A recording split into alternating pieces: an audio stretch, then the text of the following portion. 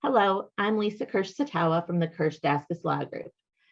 And at our firm, we put our clients first, but we also are very conscientious of the lack of peace of mind and worry that their families have when they're accused of a crime.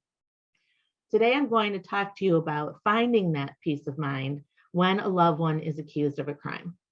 The first step is to look at everything around you and what role your loved one plays in maintaining that aspect of your life. For example, is your health insurance a benefit of your loved one's employment?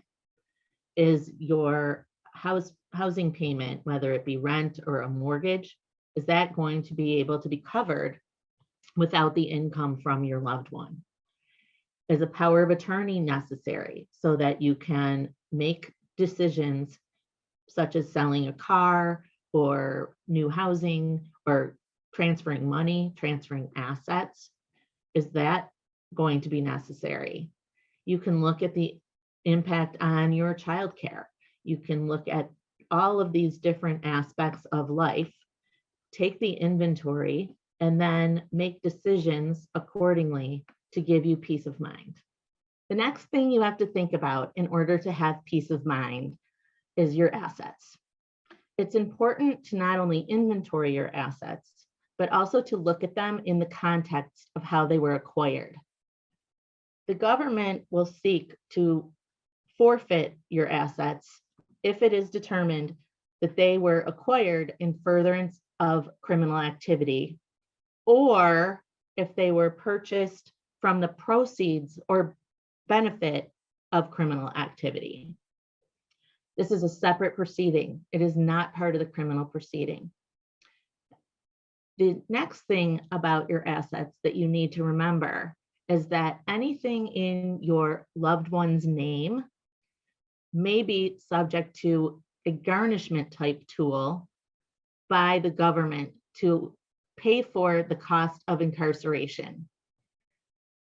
Someone being incarcerated in jail or prison is a huge expense. It can be up to $2,000 a day. So this is certainly a bill that you want to protect your family from if possible.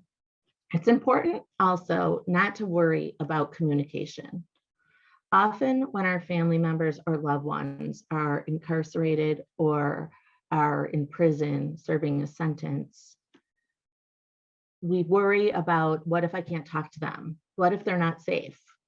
What if they don't have their medication? What if they don't have their glasses? Those are really, really common worries.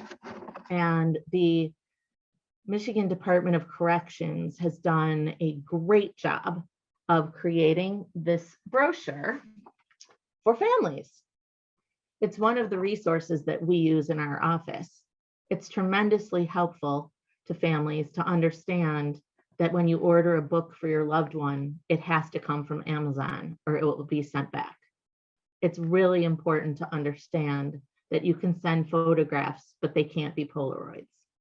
There's a reason for all of these things, and mostly it's because they're afraid of the creativity of the inmates who might get a hold of these things. So in order to have peace of mind that your loved one is okay, it really just takes asking questions, and that communication will give you the most peace of mind.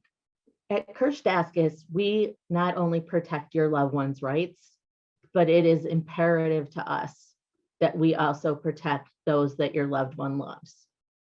Please call us. We will give you peace of mind.